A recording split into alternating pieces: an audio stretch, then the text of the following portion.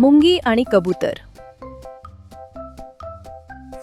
एके दिवशी एक मुंगी नदीच्या काठावर चालत होती.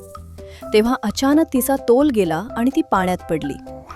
नदीत तडफडत असताना मुंगीला एक तरंगणारे पान दिसले आणि ती त्यावर चढली. ते पान हळूहळू धबधब्याकडे वाहू लागले.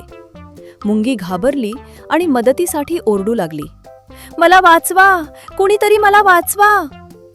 एक कबुतराने मुंगीला अडचणीत पाहिले आणि तिची मदत करण्यासाठी खाली उडत आला.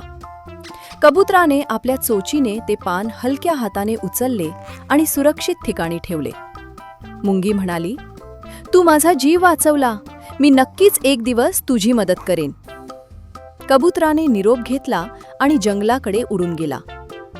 काही दिवस गेले. एके दिवशी एक शिकारीने कबुतरावर बंदूक रोखली. हे पाहून मुंगी पटकन शिकाऱ्याकडे धावली आणि त्याच्या पायाला जोरात चावा घेतला. शिकारी वेदनेने ओरडला आणि त्याचा निशाणा चुकला. कबुतराचा जीव वाचला. त्याने मुंगीचे आभार मानले आणि उडून गेला.